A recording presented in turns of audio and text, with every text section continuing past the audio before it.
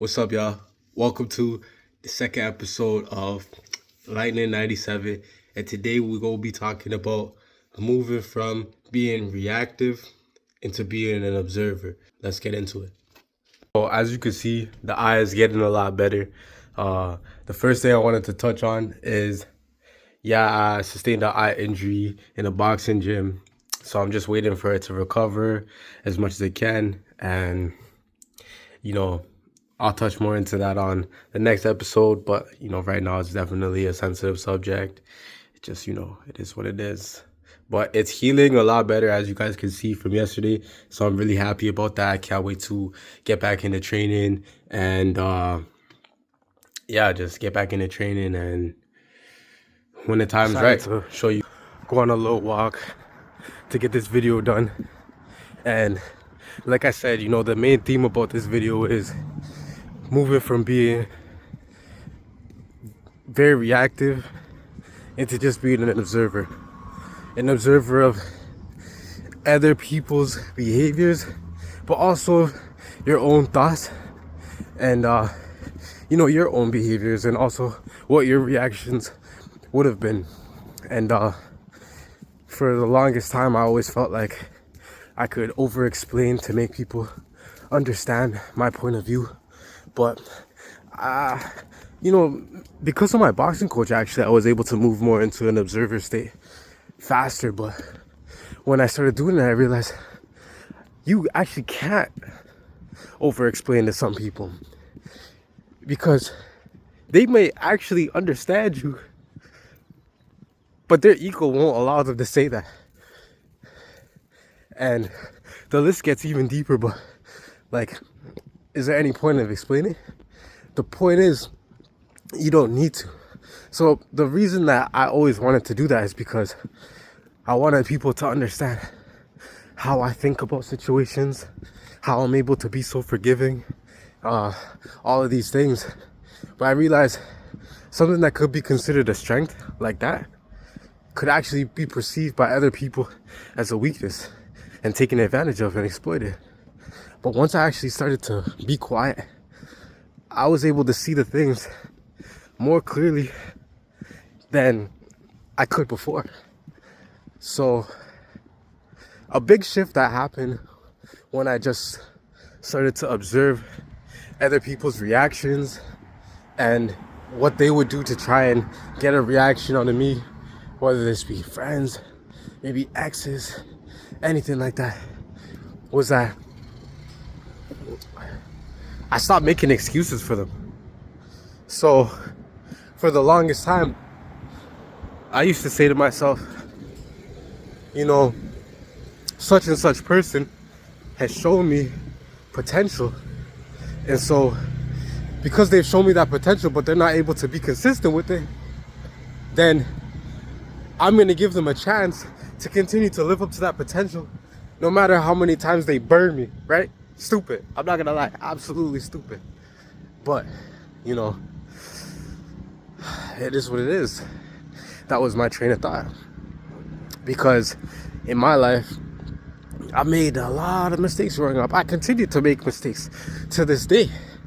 So, I know I'm going to grow from it. I know I'm going to learn. And everybody's ability to learn and grow from their mistakes is going to be at different speeds, right? But I used to think that everybody's going to be the same and they're going to be on my level. But that's not true. Some people's going to be at a higher level than me. They're going to be more wiser than me. Some people's going to be at a lower level. And now what I want to do is associate myself with people that's going to allow me to grow and continue to mature and become the man that I want to be. Right? The man that I want to be. So, I believe we all have intuitions that guide us and give us warning signs when, we're moving through life, and when we're interacting with people. Sometimes our intuition will go off and say like, hey, this isn't a good person. And I used to ignore that. I really used to ignore that. And that's gotten me into trouble for so long. But as I went through a recent situation and I got some advice from my boxing coach to just sit back and let people do what they're gonna do, also known as the let them theory. You know, what happened was I actually saw some behaviors from people that used to be very close to me that was an automatic turnoff. And I said, why did I go out of my way to ignore these behaviors when if I saw them at a correct time, I would have separated myself from these people from the jump. And some of these behaviors, you know, when you remove trying to give people grace for the potential that they may have shown you, you just see the behaviors for what it is. Just their behavior is unable to resonate with mine, and it's an absolute, it's not, we don't fit together like puzzle pieces. And oh man, it's getting a little hot. I might have to take this hat off. But you know, some examples I could give would be like, maybe you have a friend that they don't talk to you that much, but when they do reach out, right, is when they're at rock bottom. And when they're at rock bottom, they say, yo, this is what I'm gonna do. You know, I'm gonna build myself up and get back in the gym and stay fit. And then after that, you know, they, you know, get back with their ex and everything just goes right back to normal, and then they don't reach out to you no more. And they're not as consistent with the communication. And before I used to be like, okay, well, you know, I guess it is what it is. But is it? Like, let's be honest. Is that what that situation was? Or is it actually a sign that you only really reach out to me when you're down bad? Like, what does that say for our friendship? What does that say for how you view me? When you're up, if you was up right now, won the lottery, is you reaching out to me? Did you say, yo, I just got this house, like, we always talked about moving into this house together, let's do this? I don't think so. I don't. And I'm not gonna lie to myself anymore. I'm just gonna observe and continue to observe your behavior and distance myself. I'm not gonna give no reaction. I'm not gonna internally make excuses for your behavior. I'm just gonna continue to do what I do. Cause I noticed one thing. A lot of times when you and a friend go separate ways, or anybody goes separate ways, there's always that one person. They focus on themselves right away and they continue to build. And I obviously always do that, but I used to take a long time to, you know, sit on my ass and go, how could this happen? And go, oh, you know, just think about like where I went wrong, you know, and give up on my mission to a certain degree for a while, like a week, maybe 2 weeks. And I look at the other person and say, how is it that they're able to, you know, continue to keep up with their self-care, take care of themselves, and focus on their mission, you know, without any type of self-reflection, you know, remorse, anything, like empathy, you know, they're not seeking closure. I say, yo, damn, I gotta adapt, man. So when I start stepping into being an observer more, I'm not gonna lie to you, a lot of stoicism videos start showing up on my page.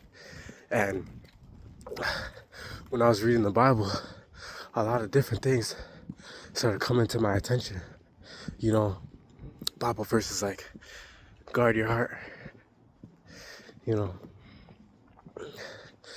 like just the realization that you gotta maintain a close relationship with God, because no matter what happens, God is always there for you.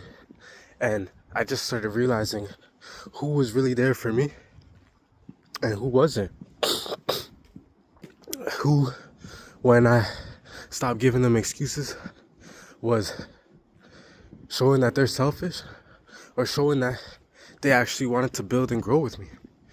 And through the silence, I was able to get a lot more clarity. So I really hope this, helps anybody that could be going through this. But I feel like the main thing is, don't fall in love with someone's potential, okay? Have an actual realization through observing their behavior, who they are and who they're showing up to be daily. And I really think that's going to help you in the future. Don't make excuses for other people. Allow their behavior and their character traits to be who they are. Because, like I said, I used to ignore lots of red flags in relationships and friendships. And I would go, you know what? I don't care who they show up to be on social media. I don't care what they're posting about. I don't care how passive aggressive they are, because if I just choose to not see it, that's gonna help me a lot in the long run. When in all actuality, it wasn't. Because when I took a step back and then I did start to look at the passive aggressiveness, the social media posts, and the need for validation and all these things, oh my gosh, I was so turned off. Not only was I turned off, I said, that's not the type of person I am. And that's where the clarity came in. So tomorrow's gonna be a new episode. I'm probably gonna post some training content, some things like that. But follow for more deep lessons, because there's a lot more to come. Thanks, guys. I'm out for the day. Bye. You guys getting ready? Them pies in the kitchen ain't got apples in them. I know a lot of shit, I'm a 5%er. Heckler and Kosh lies in this denim. My YG touch rolled and he body spinner. Shit's real and you fake niggas get girded. The secondhand can't smoke, got my head hurting. I told him smoke in the bathroom or I'll hurt.